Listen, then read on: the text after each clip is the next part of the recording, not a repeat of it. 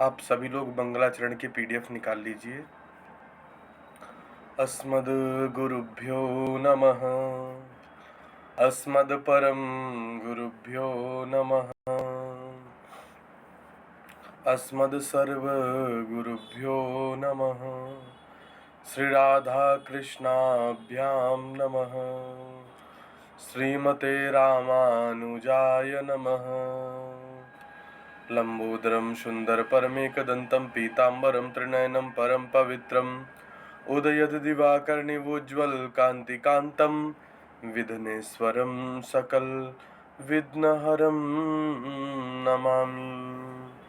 शरीरं स्वरूपं ततो वकलत्रं यशश्चारुचित्रं धनं मेरुतुल्यम् मनश्चैनलग्नं श्रीगुरुरङ्घ्रिपद्मे ततः किं ततः किं ततः किं ततः किं नारायणं नमस्कृत्यं नरं चैव नरोत्तमं देवीं सरस्वतीं व्यासं ततो जयमुदीरयेत्।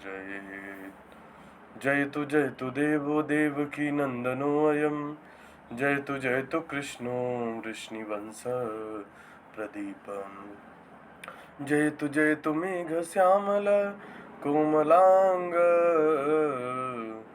जयतु पृथ्वी भारनाशो मुकुंद कृष्ण त्वदीय पद पंकज पंजरान्ते अद्वैव मे विशतु मानसराज हंस प्राण प्रयाण समये कफवात पित्तै कंठावरोधन विधौ स्मरणं कुतस्थे वरहापीडं नटवरवपु कर्णयो कर्णिकारं बिभ्रदवास कनककपिशं वैजयन्तीं च मालां रन्धानवेरुणधर्षुधया पूरयन् गोपवृन्दै वृन्दारण्यं स्वपदरमणं प्राविशद्गीतकीर्तिं करारविन्देन पदारविन्दं मुखारविन्दे विनिवेशयन्तं वटस्य पत्रस्य पुटे शयानं बालं मुकुन्दं मनसा स्मरामि। रामाय रामभद्राय रामचन्द्राय वेधसे रघुनाथाय नाथाय सीताय पतये नमः। अञ्जनानन्दनं वीरं जानकीशोकनाशनं कपीशमक्षहन्तारं वन्दे लङ्काभयङ्करं मूकं करोति वाचालं पङ्गुं लङ्घते गिरिं यत्कृपातमहं वन्दे परमानन्दमाधवम्। भक्त भक्ति भगवंत गुरु चतुर्नाम बपु एक इनके पद वंदन किए ना सत विधन अनेक इनके पद वंदन किए ना सत विधन अनेक। सच्चिदानंद रूपाय विश्वोत्पत्त्यादि हेतवे तापत्रया विनाशाय श्रीकृष्णाय वयं नमः। श्रीकृष्णाय वयं नमः। संपूर्ण जगत की उत्पत्ति करता, सबके पालनहारे, सबके रक्षक, सबके ऊपर कृपा करने वाले कृपा निधान भगवान श्री हरि और श्री राधा रानी के चरणों में हम सभी बारंबार प्रणाम करते हैं और आज की मंगलमय कथा की तरफ प्रविष्ट होते हैं। कल हम लोगों ने क्या कथा का अध्ययन कर लिया था? हमने भीष्म स्तुति का अध्ययन कर लिया था। भीष्म स्तुति के बाद भगवान श्री कृष्ण द्वारिका चले गए। कहाँ चले गए? अपनी नगरी। कहा कि भैया बहुत समय हो गया यहाँ पे रहते रहते, अब मेरे भी नगरी में मुझे भी बहुत सारा काम है, मुझे भी मेरी नगरी में बहुत सारा काम है, इसलिए अब मुझे भी जाने दो, क्योंकि मेरा भी 56 करोड़ का परिवार है। ठीक है, भगवान का अकेले का 56 करोड़ का परिवार था। कहा कि इतना बड़ा मेरा अपना अकेले का परिवार है, मुझे भी आज्ञा दो, मुझे भी जाने दो। ऐसा कहकर के भगवान अर्जुन को साथ लेकर के द्वारिका चले गए। द्वारिका में भगवान का खूब भव्य स्वागत हुआ। लोग देख करके खूब प्रसन्न हुए, कह रहे हमारे गिरधर आ गए, हमारे माधव आ गए, हमारे कृष्ण कन्हैया आ गए। ऐसा कह करके लोग खूब दिव्य स्वागत कर रहे हैं। अर्जुन भी भगवान के साथ हैं, खूब प्रसन्न हो रहे हैं, खूब ललहा रहे हैं, खूब कृपा को प्राप्त हो रहे हैं। कई लोग दीपक जला रहे हैं, कई लोग ताली बजा रहे हैं, कई लोग नगाड़े बजा रहे हैं, कह रहे हमारे कन्हैया आए, हमारे कन्हैया आए। बड़ा प्रेम था लोगों का, और भगवान का भी अतिशय प्रेम था। कहते हैं कि एक, आप कभी बरसाना जाएंगे आप लोग तो गहवर वन, एक वन है बरसाना में, गहवर वन, आप में से श्यामा जानती होगी गहवर वन। गहवर वन में जब हम लोग जाते हैं तो देखते हैं कि उसमें जो पेड़ पौधे हैं, उसमें जो लताएं हैं, पताएं हैं, वो जैसे गोपियां मूर्छित हो गई हों, उसी प्रकार टेढ़े मेढ़े, उसी प्रकार आकृति लिए वो साक्षात गोपियां ही खड़ी हैं। कहते हैं कि भगवान एक बार जा रहे थे तो गोपियों ने आवाज दिया, हे कृष्ण कन्हैया कहाँ जा रहे हो, कहाँ जा रहे हो। भगवान को आवाज लगाया, और भगवान को आवाज लगाने के बाद उनके हृदय में जो भगवान के प्रति भाव आए, भगवान ने कहा कि अब तो मुझे जाना होगा, मेरा समय आ गया है। जैसे ही उन्होंने भगवान के वियोग को सुना कि अब भगवान ने कहा कि मेरा समय आ गया है, उस भाव को सुन करके गोपियां, उस वियोग को सुन करके गोपियां रह नहीं पाई, और जैसे खड़ी थीं वैसे की वैसे ही वृक्ष लताएं पताएं बन गईं, वैसे ही मूर्छित हो गईं। और आज भी आप गहवर वन में जाओगे तो वृक्षों को देख करके लगता है, गहवर वन के वृक्षों को देख के लगता है कि ये वृक्ष नहीं है। वैसे वृक्ष कहीं आपको देखने को नहीं मिलेंगे। आप किसी भी क्षेत्र में चले जाओ, राजस्थान चले जाओ, महाराष्ट्र चले जाओ, किसी भी अन्य क्षेत्रों में चले जाओ, जैसे लताएं पताएं हमारे बरसाना में है, गहवर वन में, वैसी लताएं पताएं आपको कहीं देखने को नहीं मिलेंगी। तो कहते हैं वो गोपियों का ही स्वरूप है। श्यामा, आप कभी गए हो गहवर वन?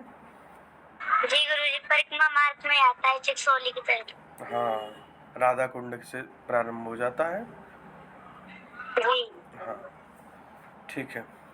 तो कहने का अर्थ ये है कि भगवान के प्रति लोगों का बड़ा प्रेम था, और भगवान का भी उनके प्रति बड़ा प्रेम था। जब भगवान जा रहे थे तो उन पे भी जो ब्रज के लोग थे उनका वियोग नहीं सहा जा रहा था, और गोपियों का भगवान का वियोग नहीं सहा जा रहा था, क्योंकि गोपियां इतनी तन्मय रहती थी भगवान के याद में, इतनी प्रफुल्लित रहती थी भगवान के याद में कि भगवान बांसुरी बजाते थे। कोई दूध काट रही हो वो भी छोड़ करके, कोई सियानी अपने गैया भैंसिया लगा रही है वो भी छोड़ करके, जो कोई खाना बना रही है वो भी, कोई खाना परस रही है, कोई स्नान कर रही है, अपने हर कृत्यों को छोड़ करके गोपियां भगवान के बांसुरी की धुन सुन करके इतनी मोहित हो जाती हैं कि वो तन्मय होकर के भगवान के पास जाकर के खड़ी हो जाती हैं। इतना प्रेम था भगवान से, इतना प्रेम था भगवान से। तो उन गोपियों ने जब भगवान को देखा कि भगवान आए हैं, है ना, क्योंकि वो द्वारिका में भी अन्य जो भगवान ने अपनी नगरी बनाई उसमें 56 करोड़ तो भगवान का ही अपना परिवार था, व्यक्तिगत। जब सब लोगों ने देखा कि भगवान आए हैं तो भगवान का खूब स्वागत हुआ, खूब स्तुति हुई। अर्जुन भी साथ में थे। वहाँ पे भगवान रहने लग जाते हैं। कुछ समय बीतता है, इधर कथा चल रही होती है तो सौनक जी पूछ लेते हैं कि चलो भगवान तो द्वारिका चले गए, ये तो आपने बता दिया, पर ये जो परीक्षित का क्या हुआ जिसकी रक्षा की भगवान ने अभी गर्भ में। तो फिर कहते हैं परीक्षित जी महाराज का जन्म हुआ। क्या कथा आती है कि परीक्षित जी महाराज का जन्म हुआ। उनके गुरुदेव उत्तर देते सूत जी कि परीक्षित जी महाराज का जन्म हुआ। युधिष्ठिर जी ने ब्राह्मणों को उत्तम सुवर्ण, गाय, हाथी और घोड़े आदि दान किए।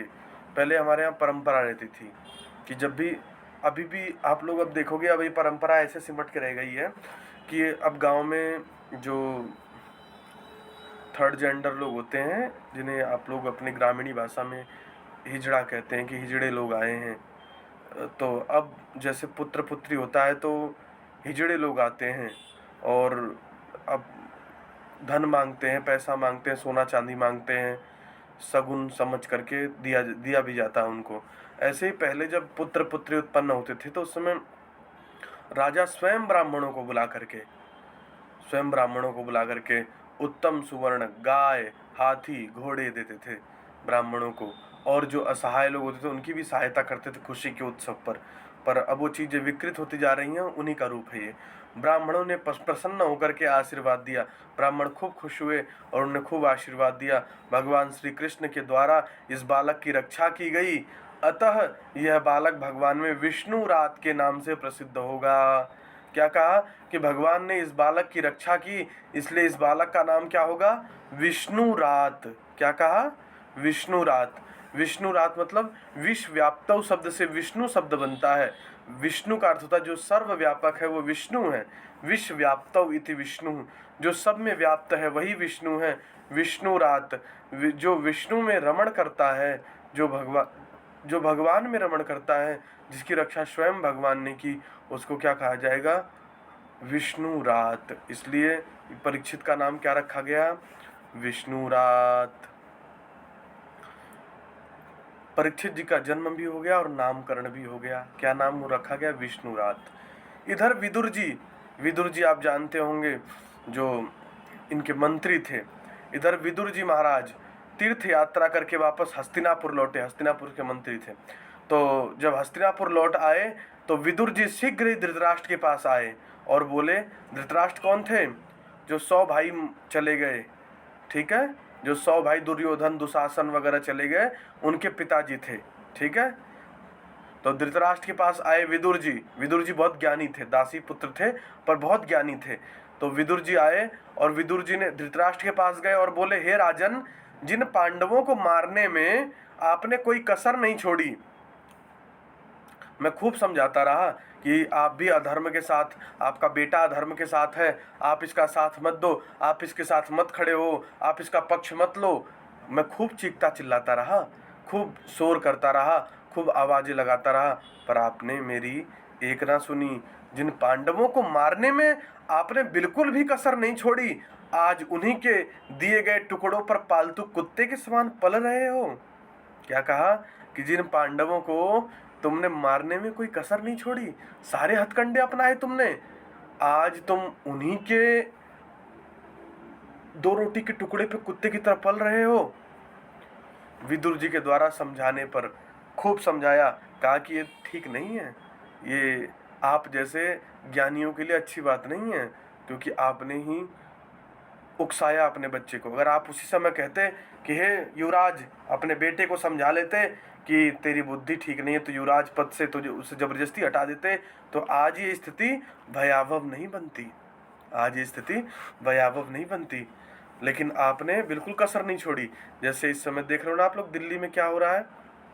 दिल्ली में विद्यार्थियों को उकसाया जा रहा है, राजनीतिक एजेंडा दिया जा रहा है, भगवान को गालियां दी जा रही है, सनातन धर्म का विरोध किया जा रहा है, राम का विरोध किया जा रहा है ना, हमारे धर्म का विरोध किया जा रहा है, हमारे मंदिरों का विरोध किया जा रहा है। ये कौन उकसाया जा रहा है? अगर आज यहीं पे लगाम लगाया जाएगा तभी ये देश बचेगा। परंतु यदि देश के युवाओं को भड़काने का काम किया जाएगा, देश के साथ साजिश रची जाएगी, तो निश्चित रूप से देश खोखला हो जाएगा। समझे ना? तो यही काम उस समय धृतराष्ट्र ने किया था, अपने बेटे को एक बार भी दबाने का प्रयास नहीं किया। उसका परिणाम क्या हुआ कि एक भी पुत्र उसे हाथ नहीं लगा और अंत में उन्हीं पांडवों की रोटी खाने लगा। तो विदुर जी कहते हैं कि तुम कुत्ते की तरह इन पांडवों की रोटियों पे पल रहे हो, तुम्हें शर्म नहीं आ रही है? उनके समझाने के बाद धृतराष्ट्र और गांधारी कौन थी? गांधारी धृतराष्ट्र की पत्नी, 100 भाइयों की माँ, 100 भाइयों की माँ धृतराष्ट्र की पत्नी। धृतराष्ट्र और गांधारी हिमालय की ओर चले गए कि अब भैया दूसरों की रोटी पल रहे हैं, ठीक नहीं है। तो दोनों निकले, धृतराष्ट्र और गांधारी हिमालय की ओर चले गए। गांधारी को आप सभी जानते हैं, गांधारी के बारे में जानती हो श्यामा? जी गुरुजी। कौन थी गांधारी? जी गुरुजी, नहीं जानते। अच्छा, गांधारी धृतराष्ट्र की पत्नी थी और जो 100 भाई थे ना, उनकी माँ थी। श्यामा, 1 मिनट आप वीडियो ऑन करो। जी गुरुजी। आप मेरी बात सुनती हो या बातें करती हो?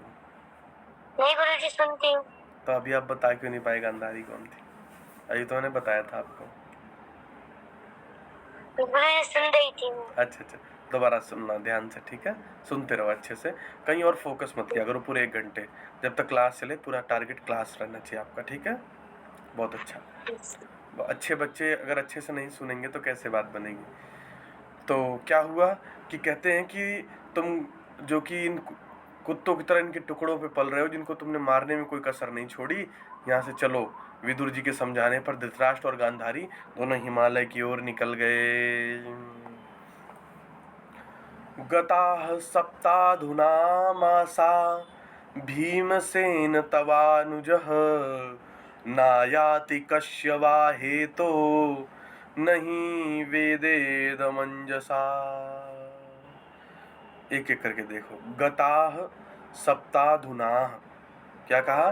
गताः सप्ताधुना मासा भीमसेन तवानुजः, भीमसेन तवानुजः नायाति कस्य वा हेतो, नायाति कस्य वा हेतो नहीं वेदेद मंजसा, नहीं वेदेद मंजसा, नहीं वेदेद मंजसा। गताः सप्ताधुना मासा भीमसेन तवानुजः नायाति कस्य वा हेतो नहीं वेदेदमंजसा। आयुष्मान पढ़िए आप। राधे श्याम गुरु जी। राधे श्याम, पढ़ो बेटा। जी गुरु जी। गता सप्ताधुना मसा भीमसेने तवा तुझ नयायति क्रियवा होती नाही वेद मंजसा। मेरी बातें समझ में आई आपको जो मैंने अभी पढ़ाया आपको? जी गुरु जी। ठीक। श्यामा आप पढ़ो। जी गुरु जी पढ़ो। गुरु जी ये वाला जो भी आपने पढ़ाया था, ये वाला गंधा गंधा गंधा सताधुना नासक भीमसे तवानुज नायति कश्यव हेतु नहीं वेददम त्रय। बहुत सुंदर। गताः सप्ताधुना मासा भीमसेन तवानुजः नायाति कस्य वा हेतो नहीं वेद मंजसः। क्या कहा? एक बार जब अर्जुन को द्वारिका गए 7 महीने बीत गए। एक बार जब अर्जुन को द्वारिका गए 7 महीने बीत गए। कितने महीने? 7 महीने। वही भगवान के साथ गया हुआ था अर्जुन द्वारिका का। क्या कहा कि जब 7 महीने बीत गए तब युधिष्ठिर जी ने भीमसेन से कहा, हे भीमसेन। भीम कौन थे? उनके भाई थे, पांडवों में बिचौलिया थे। भीम बहुत बलवान थे, कहते हैं कि 100 हाथियों के बराबर बल था भीम के अंदर। कहा कि एक बार अर्जुन को द्वारिका गए 7 महीने बीत गए, तब युधिष्ठिर जी ने भीमसेन से कहा, हे भीमसेन, तुम्हारे छोटे भाई अर्जुन को द्वारिका गए 7 महीना हो गया है, क्या देव ऋषि नारद जी द्वारा बताया गया समय वह आ गया है? इतने में अर्जुन अश्रुपात करते हुए वहां पहुंच गए। इतने में अर्जुन अश्रुपात मतलब रोते हुए आए, द्वारिका से देख रहे हैं। जैसे ही देखो कहानी क्या बनती है, कथा क्या बनती है कि जैसे ही युधिष्ठिर पूछते हैं कि हे भीमसेन, तुम्हारे भाई अर्जुन को द्वारिका गए 7 महीने बीत गए और वो अभी तक नहीं आया, ना कोई संदेश आया है। क्या बात है, क्या बात है? ऐसा जब सुनते हैं तब थोड़ा सा प्रतीक्षा करते हैं तो देखते हैं कि अर्जुन रोते हुए, बिलखते हुए, खूब मिलमिलाते हुए, अपने मन को सिकोड़ते हुए आ रहा था। आकर के खड़ा हो गया, मौन खड़ा था, कुछ नहीं बोल रहा था, एक शब्द भी नहीं बोल रहा था, बिल्कुल शांत खड़ा था। ऐसे लग रहा हो जैसे उसे लकवा मार दिया हो, इतना शांत खड़ा था। युधिष्ठिर जी पूछते हैं कि हे अर्जुन, तुझे क्या हो गया है? कुछ बता, तू रो क्यों रहा है? क्या तुझे किसी ने मारा है? तो अर्जुन कहता है नहीं। क्या किसी ने तेरा धन हरण कर लिया है? कहा नहीं। कहा तेरी विद्या किसी ने हरण कर ली? कहा नहीं। क्या तेरे लोक परलोक के सुखों को किसी ने छीन लिया है? तो अर्जुन कहता है नहीं। कहा कि कोई ऐसा अनाधिकारी बात कही गई है जो तुझे ठीक नहीं लगी हो? कहा नहीं। क्या तुझसे कोई ब्राह्मण हत्या हो गई है? कहा नहीं। कहा क्या तुझसे गौ हत्या हो गई है? तो कहता है नहीं। फिर कहता है कि क्यों रो रहा है? फिर युधिष्ठिर पूछते हैं क्यों रो रहा है? तो बहुत हृदय को कठोर करके जैसे ही अर्जुन कहता है कि भगवान अपने धाम को चले गए, इतना ही सुनते ही, सुनिएगा कथा को, इतना ही सुनते कि भगवान अपने धाम को चले गए, कुंती के कानों में जैसे ही ये स्वर गए, कुंती मूर्छित होकर गिर पड़ी। कुंती ने प्राण ही त्याग दिए। कुंती के अंदर से प्राण ही निकल गए। कुंती का शरीर ही चला गया। जैसे उसने सुना कि भगवान अपने परम धाम को चले गए, कुंती तुरंत मूर्छित होकर के गिर जाती हैं और उनके शरीर से प्राण निकल करके भाग जाता है, चला जाता है। कितना गहरा प्रेम रहा होगा, कितना गहरा प्रेम रहा होगा भगवान के प्रति, कितने गहरे भाव रहे होंगे भगवान के प्रति कि जब ये वाणी सुनी कि भगवान अपने धाम को चले गए, सुनने मात्र से कितना हृदय में उनके लिए एक जगह होगी, कितना स्थान होगा। सुनते ही कुंती ने अपने देह को त्याग दिया, अपने शरीर को त्याग दिया, इस जीवन को व्यर्थ समझा कि जब भगवान नहीं है तो इस जीवन के रहने का भी कोई मोल नहीं है। द्रौपदी मूर्छित होकर के गिर जाती है, कुंती अपने प्राणों को त्याग देती है और पांचों पांडव रोने लग जाते हैं। अर्जुन विलाप अश्रुपात करके रो रहे होते हैं। क्या मर्मज्ञ दृश्य बना। आंखों से अश्रु की धारा चल पड़ी। भगवान को जाने का शोक जब ये सुना तो किसी पे सहा नहीं गया। कुंती ने तो अपने प्राण ही त्याग दिए। बताओ कुंती का कितना प्रेम रहा होगा भगवान के प्रति कि सुनने मात्र से कि भगवान चले गए, भगवान ने हमें छोड़ दिया, इस बात को सुनने मात्र से कुंती ने अपने प्राणों को त्याग दिया। भगवान के प्रति कितना प्रेम रहा होगा, कितना प्रेम रहा होगा, कितना प्रेम रहा होगा। वाह भाई वाह, ऐसा ही प्रेम होना चाहिए जीवन में, कुंती की तरह। युधिष्ठिर जी ने कहा हे अर्जुन, द्वारिका में सब कुशल तो है? अर्जुन ने कहा भगवान श्री कृष्ण के स्वागमन की पूरी कथा सुना दी, जो मैंने अभी आपको सुनाया कि भगवान सब छोड़ करके अपने धाम को चले गए। अर्जुन कहता है, आगे अर्जुन क्या कहता है सुनिए अच्छे से।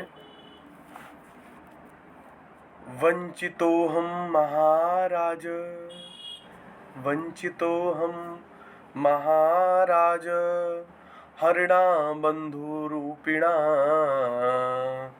येन मोपहतं तेजो देव विस्मापनम। देखो अब आराम आराम से। वंचित तो हम महाराज, वंचितोहम महाराज, वंचितोहम महाराज, वंचितोहम महाराज, वंचितोहम महाराज, हरिणा बंधुरूपिणा, हरिणा बंधुरूपिणा, हरिणा बंधुरूपिणा, येन मे पहतं तेजो, येन मे पहतं तेजो देव विस्मापनं महत्, देव विस्पामनं महत्। अब कौन पढ़ेगा? आयुष्मान पढ़ो। जी गुरुजी। वचित्वहं महाराज, हरिणा विदुरूपणा, येनेमस्पहत तजो देव वर्षामन महन्। बहुत सुंदर, बहुत अच्छा। श्यामा आप पढ़िए। से वित्रचितो हे महाराज हरिया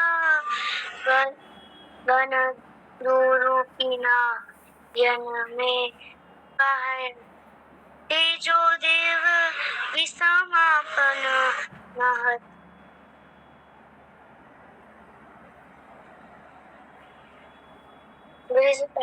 ठीक है, बहुत सुंदर, सुन लिया मैंने। देखो ध्यान से सुनना, क्या कहते हैं,